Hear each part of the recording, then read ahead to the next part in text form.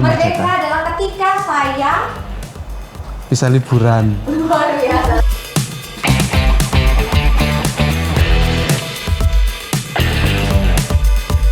Hai Radar Malam People, kembali lagi bersama saya Selma Kirana, masih dengan rentetan spesial menuju ulang tahunnya Indonesia nih, dari Radar Malang untuk Malang Raya dan juga untuk Indonesia. Selma bersamaan dengan 17 tokoh dari berbagai macam profesi yang ada di Malang Raya. Dan saat ini kebetulan banget dan agak deg-degan juga sebenarnya, karena sesi yang kali ini tuh penuh tantangan juga.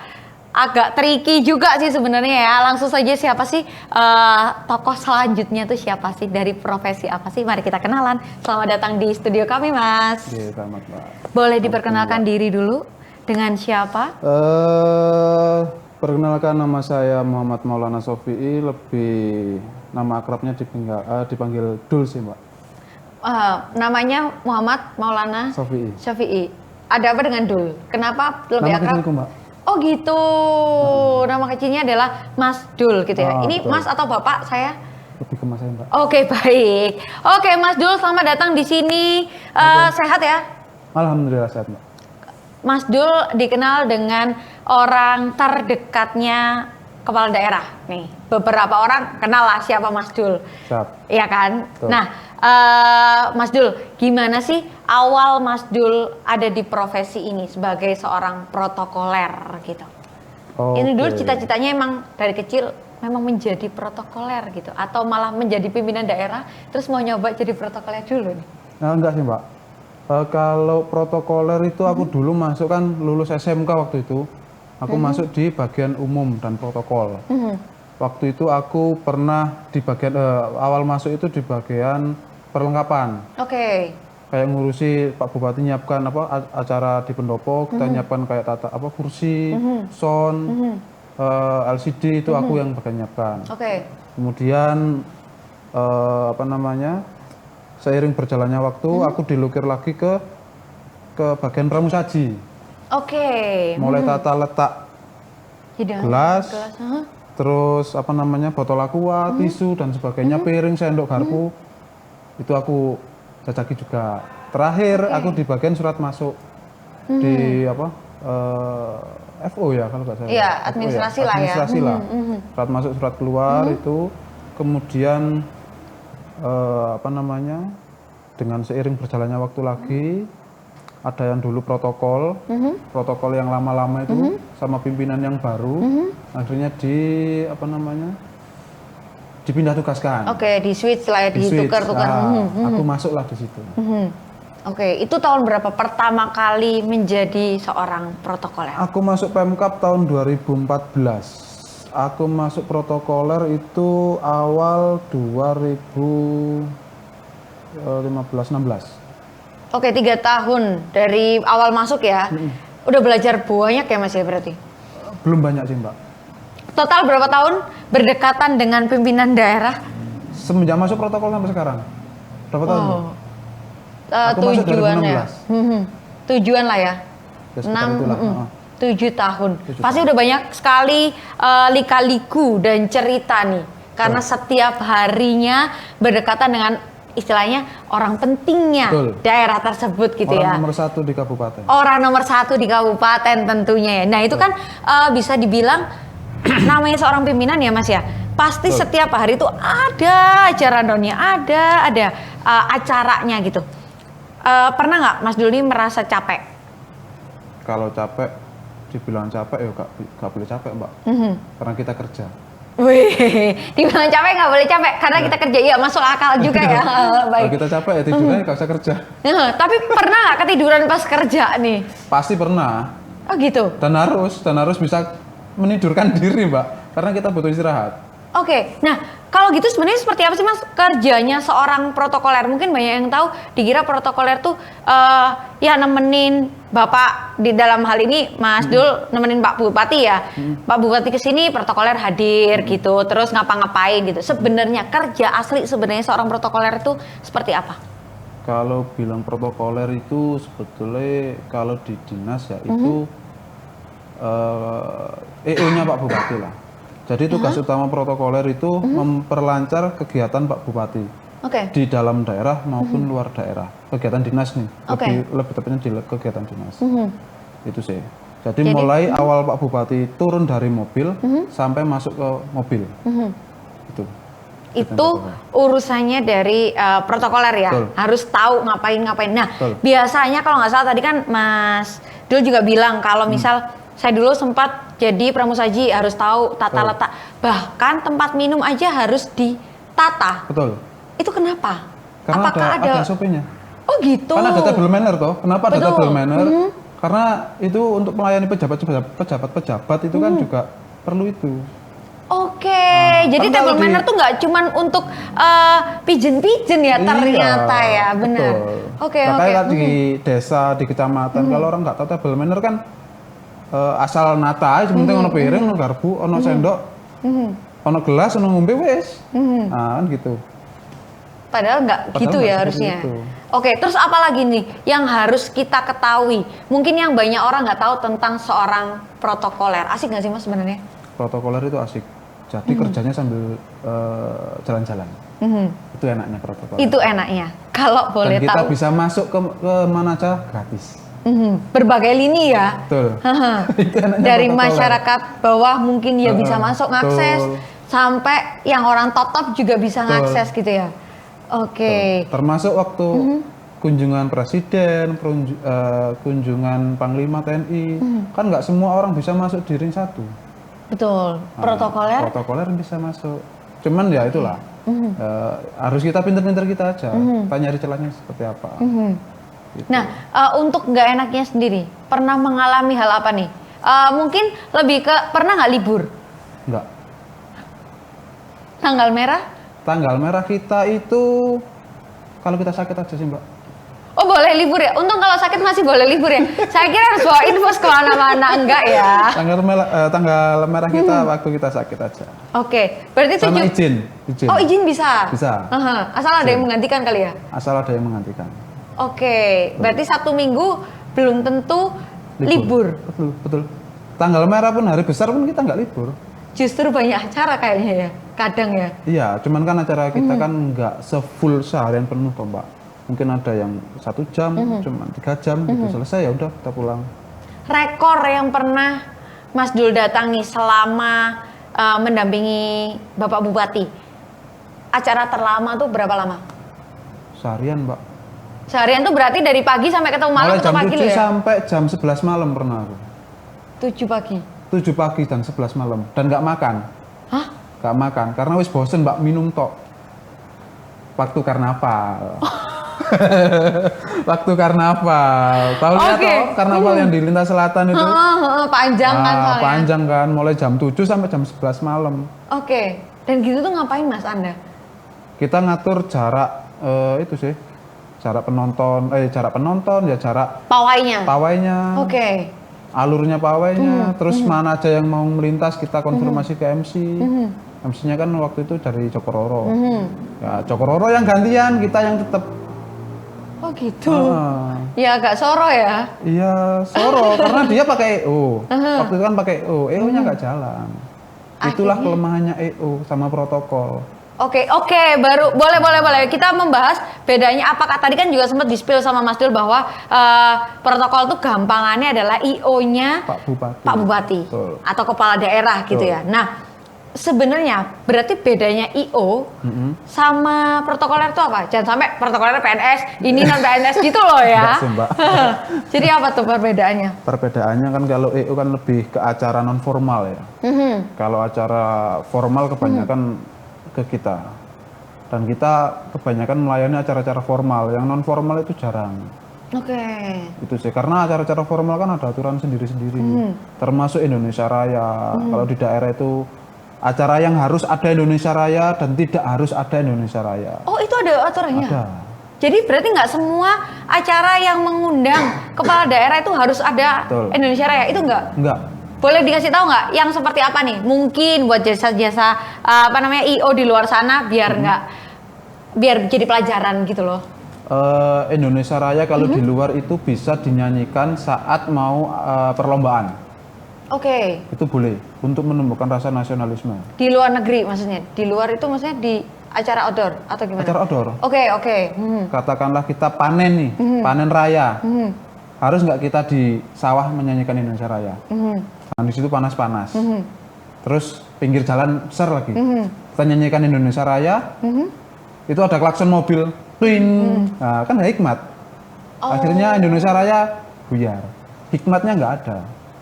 Lain lagi kalau olahraga kan kita memang waktu Indonesia Raya kita menumbuhkan rasa nasionalisme, kita diam sejenak masih bisa ngontrol.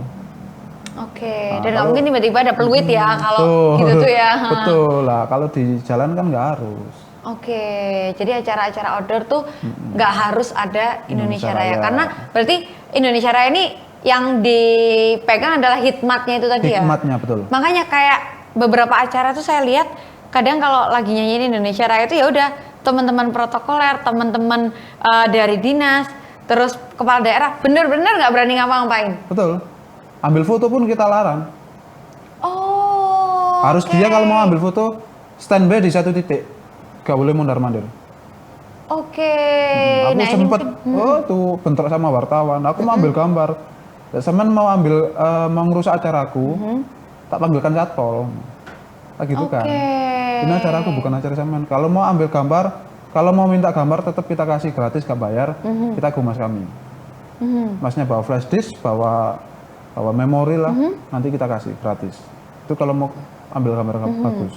Iya, karena kadang gitu. namanya kita punya acara itu nggak cuman saya dan Anda, tapi ada banyak ya. Betul. Nah, untuk mengedukasi tempat-tempat yang mungkin belum tahu nih Mas, gimana biasanya Mas dulu kita caranya awal? Kasih pers lane sih. Jadi untuk media-media kita kumpulin jadi satu titik. Jika nanti ada yang media yang keluar dari situ, kita minta satpol untuk narik. Kalau satpol pun masih belum kualan, kita sendiri yang eksekusi. Oh gitu. Nah Mas, bedanya protokoler dengan ajudan nih, kalau boleh tahu, karena kan kadang bingung kan kadang masyarakat itu membedakan. Pokoknya iki wonge bupati, iki wonge wali kota, iki wonge ini gitu. Nah itu gimana sih membedakannya? Betul. Aku lebih kalau di daerah lebih dibilang keajudan malahan. Oke. Ini ajudan bupati teko kan betul. Sebetulnya kan enggak toh. Kita kan protokoler karena mengatur acaranya Pak Bupati. Nah, bedanya kita sama ajudan kalau dari segi jam libur. Ajudan punya jam libur. Hari libur. 2 hari naik full, 2 hari bisa libur. Jangan kita kan enggak per acara. Jadi katakanlah acara Sabtu Minggu nih, kita jam 7 ada acara, kemudian nanti jam 8 malam ada acara. Kita bisa jam 7 acara, jam 9 selesai, kita pulang. Ntar jam 7 malam katakanlah, itu kita balik lagi bisa. Ajudan kan nempel terus. Ajudan mulai beliau keluar kamar atau keluar rumah dinas sampai masuk rumah dinas lagi. Tugasnya ajudan. Itu tugasnya ajudan. Tapi punya hari libur ya? Punya hari libur. Anda nggak ada ya? Nggak ada. Tapi standby terus ya? Nggak punya hari libur, ini means standby ya? Tetap standby. Nggak harus di kantor terus kan? Atau gimana? Standby-nya itu di mana? Bisa di rumah. Jadi aku kemana-mana katakanlah ini acara jamnya mepet-mepet nih. Ini aku tapi ada undangan keluar, acara pribadi lah. Aku di motor itu mesti aku bawa ganti.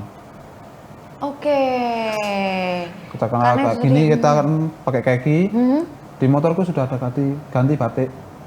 Jadi sewaktu-waktu ada acara mendadak, aku mau menghadiri ini wayangan atau ada tamu undangan dari desa apalah gitu.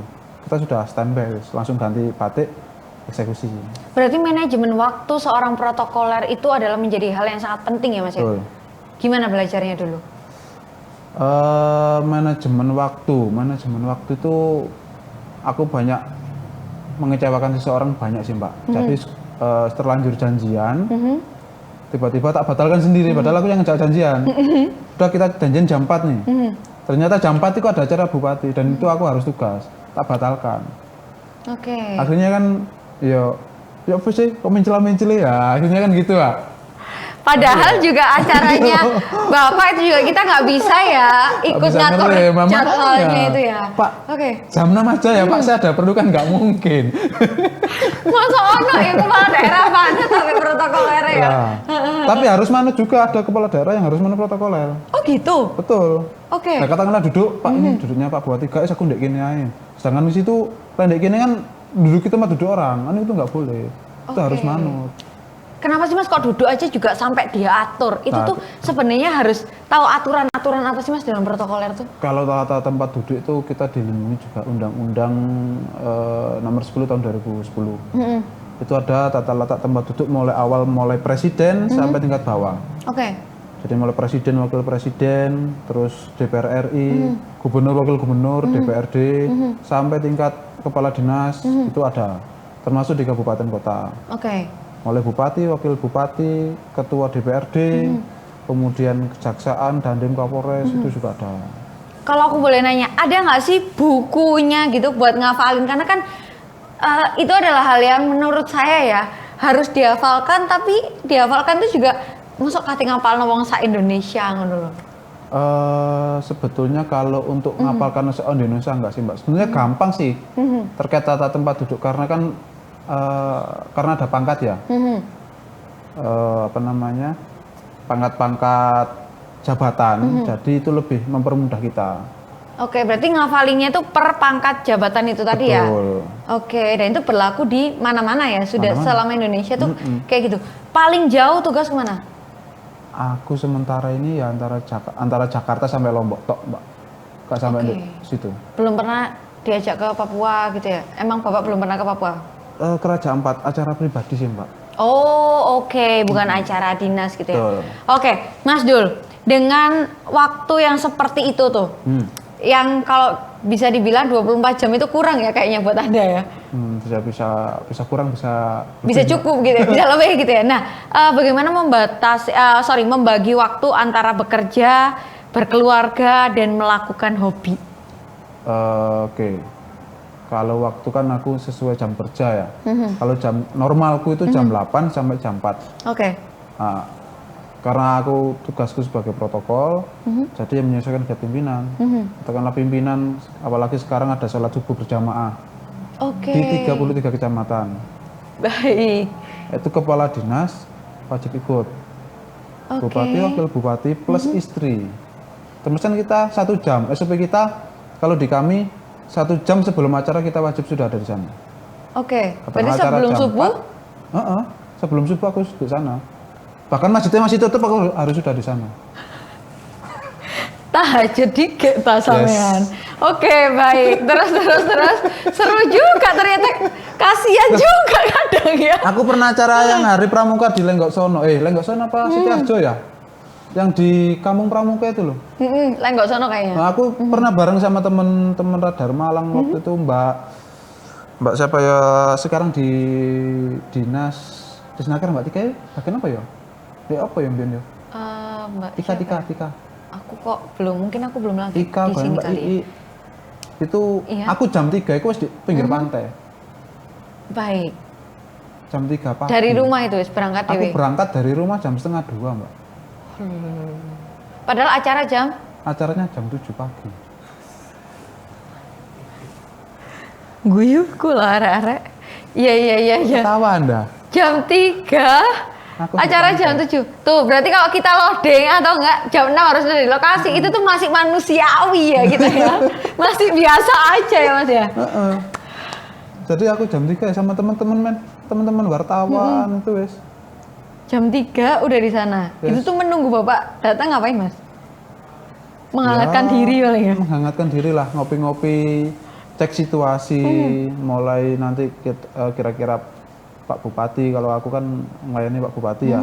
Mulai Pak Bupati nanti turunnya di mana, jemput VIP-nya di mana, lewatnya mana aja, mana jalur alternatif jika ada kepadatan, kan kita harus punya solusi itu. Kemudian parkirnya beliau di mana, susunan acaranya seperti apa, ngapain aja, duduknya di mana.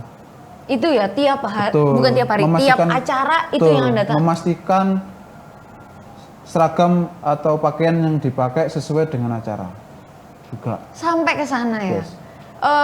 Fashion stylist juga ya berarti ya. Pecinya miring itu ya. Kita harus mengingatkan. Oke. Mohon izin, berarti pecinya miring. Itu Wis wis kondisi. kenceng ya kita ngeker. Sudah Pak Bupati ya. Terus apa sih Mas yang harus dimiliki seorang protokoler tapi tidak tertulis di dalam SOP? Mungkin kalau bisa dibilang nggak tertulis di dalam SOP-nya. Protokoler itu kan pasti ada SOP ya, harus ini. Apa peraturan yang tidak tertulis tapi harus dimiliki? Intinya peka, Mbak. Oke. Kita harus peka kemauan pimpinan. Mhm. Gitu. Ada pimpinan yang katakanlah kita meminta sesuatu, pimpinan bilang. Ada cuman kita pimpinan minta sesuatu hanya pakai bahasa tubuh. Kita harus tahu itu. Nah itu yang susah ya. Nah, kayak tiba-tiba ngawe terus gini kan rokok. Aha. Terus kalau minta uang gini tok wis uang Tahu. itu. Harus oke. Berarti kita harus nyiapkan uang. Oh, gak leren bengok-bengok. Duit. Iya.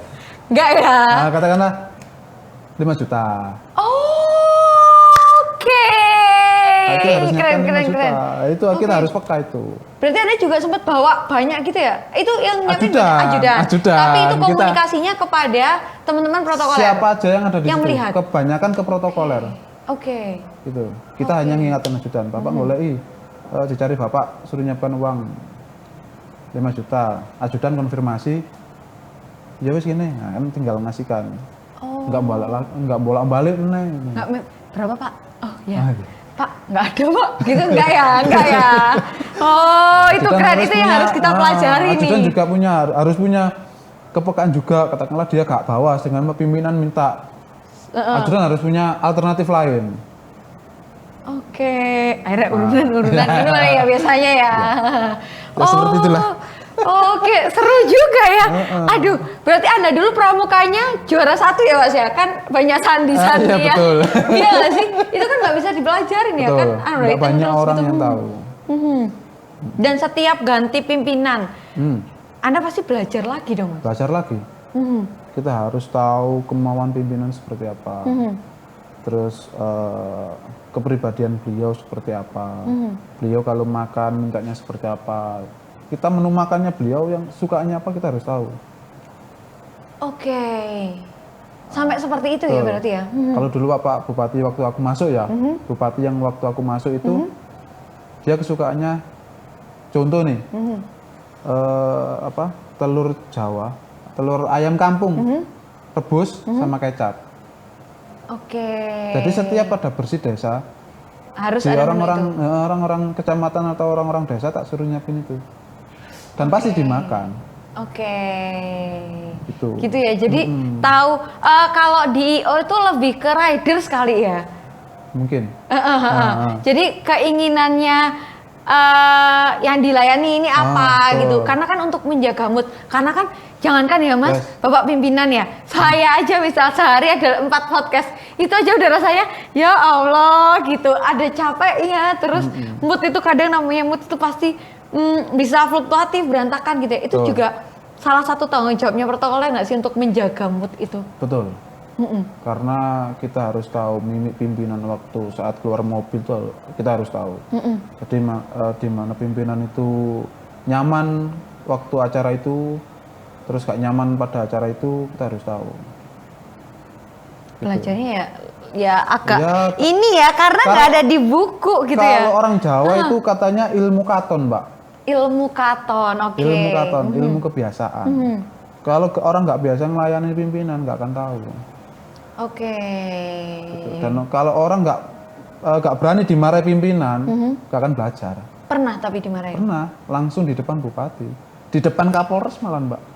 Oke. Kamu bikin malu saya gitu. Berarti gak oleh baper ya Mas? Gak boleh baper, ciri khas protokoler gak boleh baper. Oh itu ciri khas sama syarat kali ya? Iya, Syarat aku pernah pertama. Mbak di salah satu desa, salah satu kades. Piro ini Mas aku lek ngentekno sampeyan Mas ngono. Tak kerana wargaku sak ini. Lalu Ya, apa? Bo? Ini Karena- termasuk ini nih pengalaman kali ya? Betul. Di suatu desa tuh gitu. Jadi dia ngadakan acara, kita ngundang bupati kan. Kita datang duluan. Aku datang duluan, mohon izin, Pak, mohon izin acaranya kita rubah seperti ini. Tempat duduknya kita rubah seperti ini, ya kan? Harus ada ini, ada ini. Sehingga acara ini aku Mas, sama kok ngatur aja, ngono. Bupati kok pejar aku. Ya kita bilang aja ke ajudan, Mas gak kondusif, Itu aja. Itu udah kode ya, nggak kondusif itu artinya adalah berarti ada sesuatu nih. Betul, Mas nggak kondusif. Terus apa yang dilakukan? Nanti kan ajudan lapor ke Pak Bupati. Sebelum datang kan kita update terus. Mas nggak kondusif. Acara aku tata seperti ini dari pihak desa nggak mau. Gitu, langsung karena mungkin Pak Bupati juga ada kepentingan ya, dibatalkan. Aku Mbak yang ngadepi desa Mbak. Nah itu kenapa protokol itu garda terdepan Pak Bupati ya seperti itu. Orang marahnya ke Protokol. Acara sukses protokol gak dapat kebiarnya. Acara gak sukses protokol yang diinjek-injek terus. Ya apa acara yang rusak Ini adalah jeritan seorang protokoler ya. Baik, itu loh. Jadi untuk rekan-rekan di luar sana yang mungkin sebenarnya sangat berdekatan dengan banyak masyarakat loh justru protokoler. Maksudnya nggak hanya di lingkup rekan-rekan dari jasa event organizer yang mungkin saya kira adalah yang paling sering berdekatan. Ternyata enggak ya. Justru kadang negara-negara kecil seperti RT, RW, desa itu juga belum memahami ya bahwa protokoler hadir itu bukan ngorat-aret acaramu gitu ya, tapi memang ada aturannya. Ada aturannya. Dan orang desa itu taunya protokoler itu ya MC Mbak. Protokolnya siapa? Ya MC itu ternyata. Oh baik, mungkin protokol itu yang di mata orang-orang desa, orang-orang RT RW atau desa lah, itu MC. Benar. Iya masuk akal karena mungkin di sekolah kadang kalau ini protokoler itu kan yang baca ini upacara dimulai itu kan, betul. Ya masuk akal sih. Oh iya juga, aku juga baru nggak ya, padahal kan itu pembacaan susunan acara aja ya waktu upacara. Nah, itu diimplementasikan protokoler itu ya MC. Tapi bener nggak sih protokoler tuh harus bisa nge-MC juga? Nggak harus. Nggak harus ya? Oke. Yang penting harus. Tapi kita harus tahu susunan acara. Nah itu kuncinya di situ. Dimana perkataan yang akan dibaca MC kita harus ngontrol. Ini terlalu panjang. Ini karena ini acara formal, nggak usah terlalu, kan Mbak biasanya ada yang MC dilebay-lebay gitu kan. Susunan acara kata-kata harus kita periksa. Termasuk doa Mbak. Doa itu kalau acara katakanlah Pak Bupati terburu-buru ya. Doa yang biasanya 3 menit kita singkat jadi 30 detik bisa. Katakanlah 3 alenia lah. Sealenia Pak coreti wis. Ini yang utama. Pak Bupati bisa. Nah, itu hak kita. Gitu ya, itu yang menjadi hak.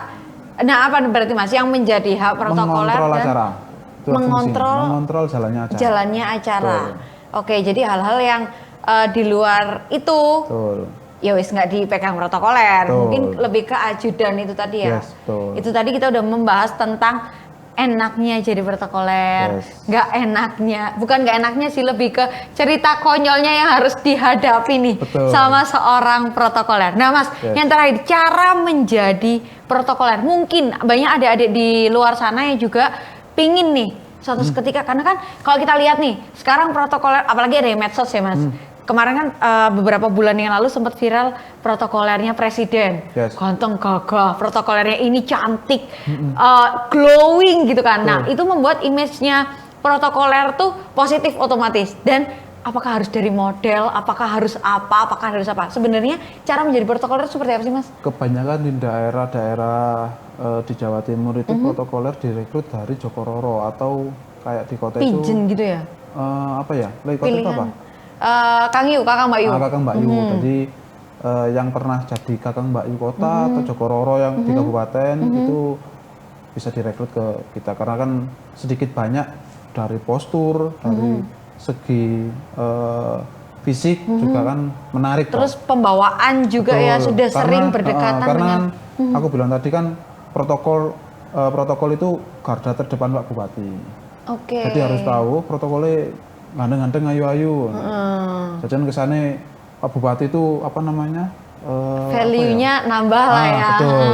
Protokolnya luwes semua busa. Kan ya tambah. Aduh, Bupati ini sapa sih? Acak-acakan protokol itu cilik ini. Wali kotane sapa sih mungkin. Misal gitu, misal pimpinannya sapa sih mungkin kayak Aku gitu. pernah punya cerita lucu, Mbak. Jadi temenku itu protokol juga. Ya jadi dari segi postur kan dia lebih kecil. Waktu itu tugas sama aku. Udah dibilang dia itu protokol. Gak percaya Mbak. Kalau dia protokol.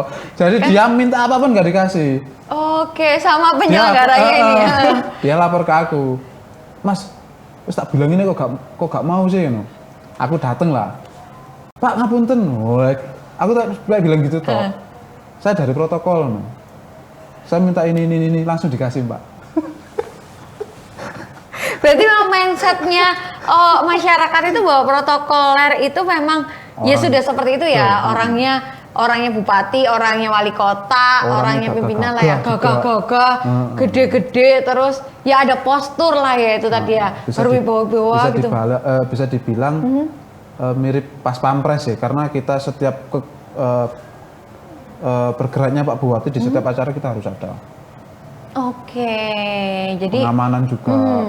Kadang kalau juga ada orang foto kan main rangkul-rangkul tuh. Nah itu kan gak sopan juga, kita harus narik tangannya.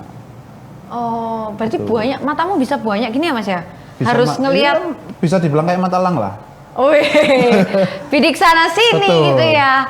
Luar biasa sekali. Oke, Mas Dul, terima kasih banyak. Siap. Untuk sharingnya menjadi seorang protokoler, untuk ceritanya yang kita nih nggak tahu. Kita mungkin masyarakat awam bisanya doan channel protokolernya kulo doan Maido ya, pokoknya nomor 1 Maido sih. Siap. Ya kan? Betul. Nggak tahu nih di balik itu padahal mereka ini bisa jadi nggak tidur, bisa jadi standby lagi asik-asik sama keluarga, harus sendiri, harus melepaskan diri, luar biasa sekali. Enaknya bisa ketemu para pejabat Mbak.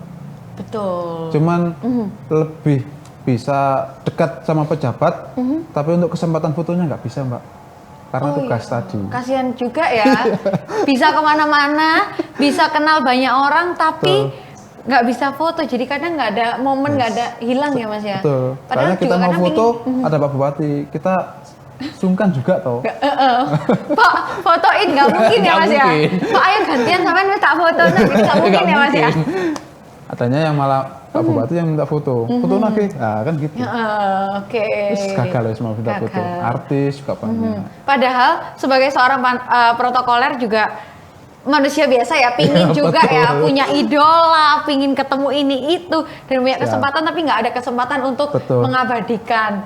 Ya kasihan juga ya ternyata. Ya, seperti itulah. Tapi seru lah Mas ya, karena nggak semua orang itu berkesempatan untuk ada di ring 1, bener katanya Mas Dul tadi. Nggak semua orang berkesempatan sedekat itu dengan pimpinan wilayah, dengan apa namanya kepala daerah. Otomatis nggak semua orang juga sedekat sepunya itu kesempatan untuk kesana kemari dalam waktu yang singkat. Nggak semua orang bisa sibuk sih kayaknya. Dan Anda bahkan jarang beristirahat ya, istirahat dikala sibuk ya malah. Yes. Luar biasa sekali. Sehat terus ya Mas Dul. Siap. Saya ada bingkisan yang mungkin bisa mengenergize kegiatannya Mas Dul selama dengan. Repot ya Mbak. Kayak tamu aku. Iya, karena emang tamu. Biasanya kan tamu, sekarang jadi tamu ya. Siap. Terima kasih Mas Dul untuk kesempatannya. Sampai jumpa di lain waktu. Selma Kirana pamit dan juga tamu saya hari ini Mas Dul. Pamit, sampai jumpa di kegiatan-kegiatan protokoler lainnya. Siap. Sampai jumpa, terima kasih, bye-bye. Siap. Merdeka.